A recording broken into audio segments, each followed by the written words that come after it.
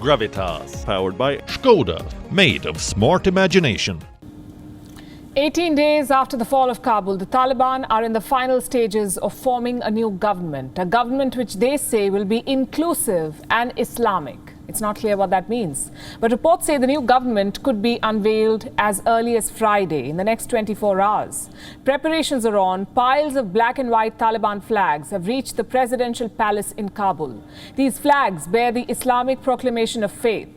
They will soon replace Afghanistan's tricolour. So the flags are here. What about the constitution? The Taliban consider the current Afghan constitution void. They say it was drafted under the influence of foreign forces. They want to adopt a new constitution based on the Sharia. Will they write a new one? Reports say they're more likely to restore the 1965 Afghan constitution. It was framed by then President Mohammad Daoud Khan. This constitution had a nationalist and Islamic bent.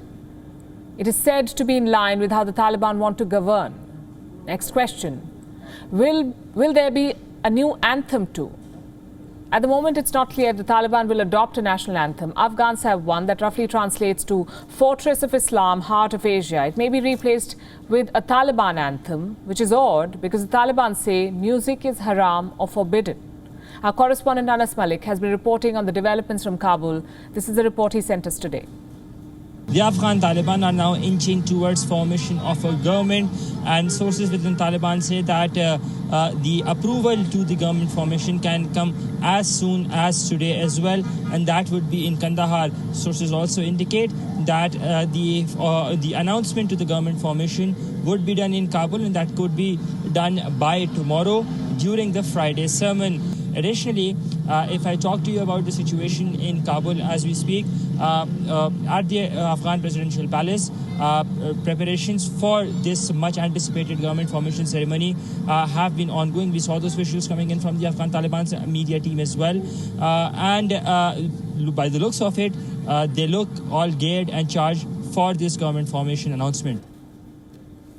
So the Taliban will announce names of people in top posts. But how will they rule? What will their governance model be? Like we told you yesterday, they're keen to follow Iran. The Iranian model is basically a mix of theocracy and democracy. So you have a supreme leader who is the head of state. In this case, it's Ayatollah Khamenei in Iran. He's the highest ranking authority, even above the president. And then you have the parliament and other organs of a government, all bending to the will of the supreme leader. Which brings us to another question. Who will be the Taliban supreme leader? No confirmation yet, but all reports from Kabul and Kandahar point to this man, Mullah Hebatullah Akhundzada, the ultimate authority in the Taliban regime, much like Khamenei in Iran. Remember, Akhundzada is a mysterious figure. Some reports say he's still in Pakistan. The Taliban insist he's in Kandahar. Wherever he is, he's calling the shots. No doubts about that. Implementing his decisions is this man, Mullah Abdul Ghani Baradar, the co-founder of the Taliban, also its international face now. There's a good chance he'll be the president, Rais-ul-Jumhuriya.